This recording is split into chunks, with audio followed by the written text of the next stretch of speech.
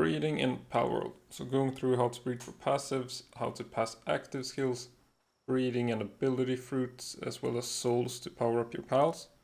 So to see pals IVs, you put on the ability glasses that can be crafted in the mid-game. And this breeding project here took me 2 hours to go from 0 pals passives to a 4/4 max pal. So this is how I went about it. I started with the passives. So if you've been playing a bit, you can search your pal box for the rainbow passives and musclehead and serenity stuff that you want. But if you don't have these passives, you want to go catch a bunch of pals for them. It's the fastest method.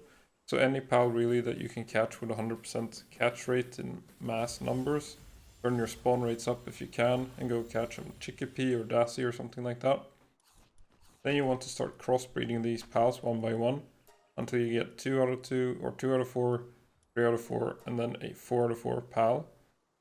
After you got on your 4 out of 4 pal or a random pal, if you didn't go for the Chickpea route, you can go check a breeding calculator and check for the chain that you want. So these are the websites I use for that.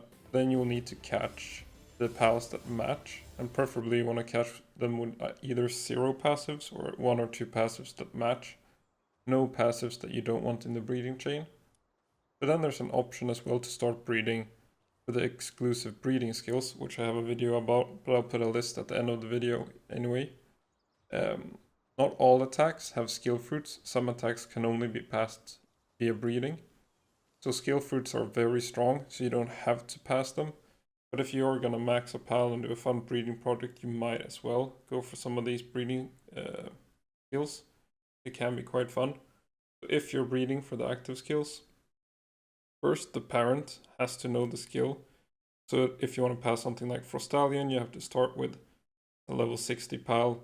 Some of them learn that at level 50, it's often quite late. So the first passing will be a little bit slower. Then the next parent, you keep that at level 1 to pass a lot easier, because then it's a 50% chance. So it's an equal chance between all the skills that the parents know. So once you do have your first 4/4 pal with the optional breeding attack, you want to give it ability fruits. There's quite a lot of ways to get them. If you're just maxing like your 5 party pals IVs, you can go any route you like really. It's not a whole lot of work to max them. You could go dog coins hunting, killing Mimogs with either a Catress or a Blazehelm knocked at max gives more drops. Increase the spawn rate if you can as well. Make that a little bit faster. You can do raiding, which is what I usually do. Just you need an army to start. You could go for bounties. There's no real setup, it's just whatever you have that is strongest, but it is quite slow. So then another optional thing, if you're breeding more than 1 pal, if it's not a party pal, if it's a raid army, you want to start to build like 10 to 20 breeding farms and really scale it up. So you put the 100 IV fruited up pal with 4/4 and the optional attack in a breeding farm. And then you want the partner to have 0 to 4 passives that match. It doesn't need to have 4/4, it doesn't matter, as long as it has 0 to 4 that match. And then high IVs if you can.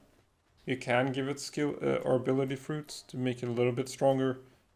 And make it like produce more perfect children. But you can also wait, but it's a little bit longer for the first 4/4 100 IV. It will come eventually, but it is a lot faster to just give a 0 to 4 high IV pal those fruits. It doesn't need to know the past skill. As long as one of the parents know it, it will be fine. So then you have some options when breeding your army. You can ignore IVs entirely, just take the ability glasses off. As long as the parents is like 1 perfect pal and 1 partner that has decent IVs, you will get a raid army with on average pretty good IVs. Then to max the pals as well, souls are very important. 1 pal requires 108 giant pal souls in total if you crush them down in the crusher. And then a 15 pal army will require 1609 giant pal souls. There's quite a lot of farming. You could run expeditions. They give about 81 per hour if you max out the research and everything and do the Dark Cave of Feybreak one. So if you build one of those in every base, it can be quite high yield. And then it gives other things as well, like spheres and stuff, Mavorest food. So you should just be running that either way, I feel like, with as many expeditions as you can. The other option is to breed and butcher. There are a few pals that give large pal souls when butchered. You can just build the new egg incubator and the new conveyor belt and just go to town on those, but it is quite slow. It's 17 per breeding farm if you have philanthropist on both pals per hour. Option C, the new predator pals, which seems to be very strong for farming, probably the best option for just farming giant pal souls. You want to use a nightmare for the 3x drop. If you max it out, you don't need to care about the passives. Use whatever passives you like, you will be doing most of the damage anyway. If you clear the Feybreak predators and the Sakurajima predators in one day, it's almost 80 giant pal souls per in-game day. So if you set the spawns on ×3, that's like 240. And if you put the drops on x3 because you don't like this grind at all, you can get like 1400 per hour. And then a little bit of a bonus for breeding is start breeding a Yakumo with whatever breeding chain you use. And then use that Yakumo to catch stuff like Jetragon or Stallion, these things that you can't breed with a breeding chain. It just makes that process a lot faster. It's 30% for the max Yakumo instead of having to breed like 2000 for Stallions or Jetragons. So that's something you want to breed as maybe your first breeding chain.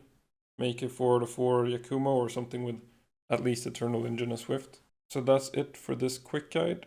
Thanks for watching.